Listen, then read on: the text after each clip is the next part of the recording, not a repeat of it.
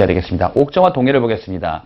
옥저와 동해는 오부족 연맹국가, 연맹국가 아니라 그랬어요. 그래서 군장국가, 여기도 군장국가다. 읍군과 삼로와 같은 군장 칭호예요. 이런 모습이 나온 게 바로 옥저 동해다. 비교해 주셔야 되겠죠? 왕이 있냐 없냐. 여기는 왕이 없다.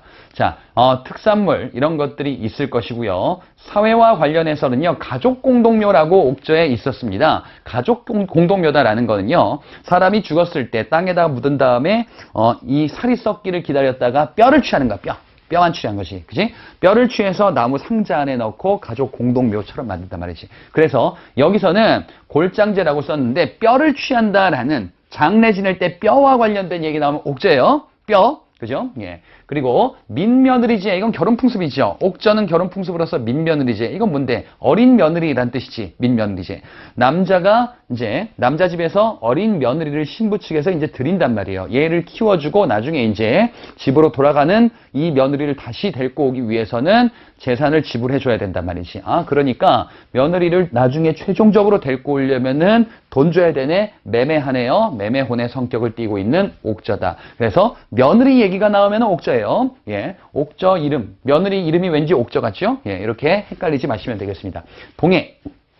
군장국가고요. 이 동해 경제에서 가장 많이 나오는 것 중에 하나가 여기 있는 겁니다. 반공, 과하마, 반어피와 같은 이런 특산물이 등장을 한다 이거죠. 그죠? 예, 짧은 활, 단궁, 그죠? 과하마, 말이란 말이에요. 예, 그다음에 반어피, 물개 같은 거란 말이지. 이런 것들이 특산물로 등장을 하는 것이 바로 동해다. 옥저와 동해는 고구려로 공납한다. 즉 고구려에서 뭔가를 많이 약탈하는, 예, 이렇게 지금 두드러 맞는 지역이에요. 옥저와 동해는. 자, 사회로서 동해 제천 행사, 무천이 있죠. 여긴 제천 행사 기록이 없어요. 동해에는 무천이라는 제천 행사가 있었다. 부여는 영구였었고 고구려는 동맹이었어요. 동해는 무천이라는 제천 행사였었다. 그 다음에 동해에서 가장 많이 나오는 것 중에 하나가 이건데요. 책화다라는 건데 부족과 부족의 경계가 뚜렷해서 남의 부족을 침범했을 때는 이제 뭐예요? 배상을 하도록 화를 묻는 거예요. 책화다. 배상 책임을 묻는 것이. 그지? 그래서 산천의 산천 경계가 뚜렷해서 침범하지 않는다. 침범하면은 죄를 묻는 것이요. 이렇게 하는 풍습이 있었던 것이 바로 동해다라고 구별을 해 주셔야 되겠습니다. 자, 다음 삼한을 보겠습니다. 삼한은 마한, 진한, 변한 이 세 개 지역을 삼한이다 이렇게 이야기를 한단 말이에요. 군장으로서는 신지, 불의, 예, 읍차, 예, 이런 견지, 이런 세력들이 존재합니다. 예, 뭐 크고 작은 거 뭐 이런 거 구별하실 필요는 없고요. 신지, 읍차 정도만 삼한과 관련된 내용이다 이렇게 보셔도 충분하겠습니다. 재정 분리는 뭔데요? 제사장이 따로 있고 정치 지배자가 따로 있다 이거지. 그치? 정치 지배자가 바로 신지, 읍차라는 애들이고요. 제사장 뭐예요? 알아두셔야 되겠다. 천군이다. 그치? 천군 제사장이 이제 종교 활동을 하는 별도의, 예, 이런 직책이 있었던 것이고요. 그리고 이 천군이 다스리는 소도라는 통치 영역이 따로 있단 말이죠. 그죠? 그래서 제사장과 정치 지배자가 일치가 아니죠. 분리죠. 재정 일치는 이전의 국가들 특징이고요. 특히나 고조선에서 나오고요. 삼한은 여기에서 이렇게 등장을 한다. 재정 분리다라고 보시면 되겠습니다.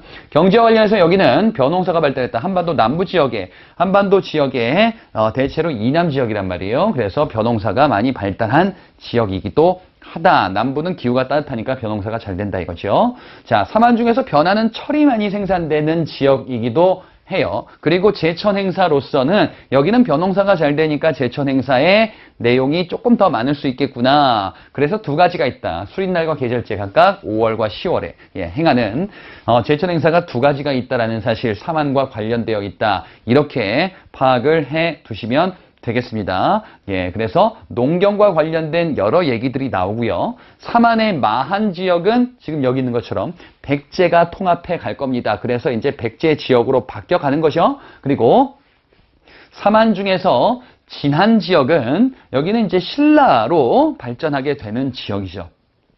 그러니까 마한 지역은 경기도, 충청도, 그리고 전라도 일대가 되겠고요. 그 다음에 진한 지역이다라고 하면요. 바로 어디예요? 이제 신라 지역이니까 경상북도 일대쯤으로 보시면 되겠죠. 그 다음에 구야국이다라고 되어 있는데 이건 가야가 될 겁니다. 변한 지역이 가야로 바뀌게 되는 거죠. 그죠? 예. 대체로는 지금의 경상남도 일대 지역을 중심으로 하여 이렇게 삼한이라는 국가가 변화 발전하게 될 겁니다. 이렇게 해서 우리 내용들을 쭉 한번 간단히 정리를 해봤어요. 그러면은 여러분 교재에 있는 문제 몇 가지를 한번 검토를 해보도록 하겠습니다.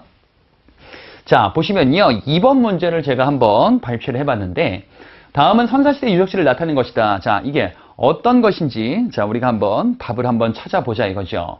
자, 쭉 보니까 지금 뭐가 있냐? 아까 제가 말씀드렸었던 단양 금굴이 있고요. 그 다음에 연천 전곡리라고 있습니다. 자, 지금 이 선사시대 유적지는 중요한 것들은 몇 가지는 알아두셔야 돼. 예.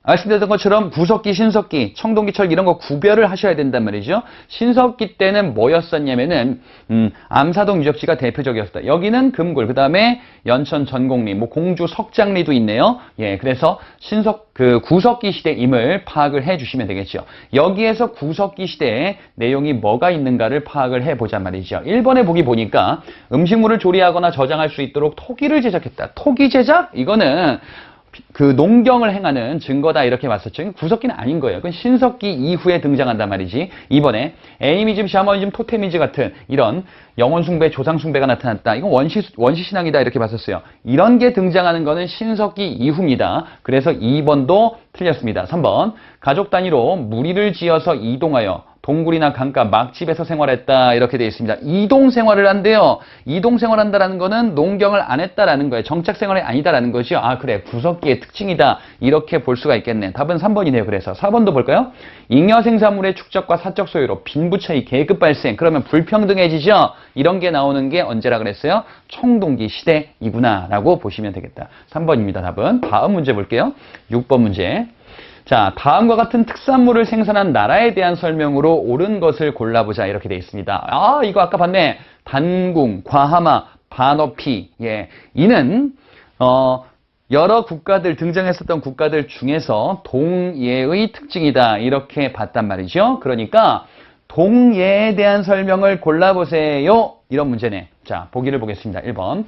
도둑질한 자에게는 12배의 배상을 물게 하였다. 이거는 일책 12법이라는 제도고요. 부여와 고구려에서 등장하는 법입니다. 예, 동해에서는 등장하는 법이 아닙니다. 2번. 철이 많이 생산되어 화폐처럼 사용하였다. 철이 많이 생산됐다. 아까 봤는데 예, 사만의 변환의 특징, 사만 중에서 변환의 특징으로 봤었죠. 그죠? 그 다음에 3번에 산천을 중시하여 각 부족은 서로 영역을 침범하지 못하겠다. 침범하면 어떻게 하는데요?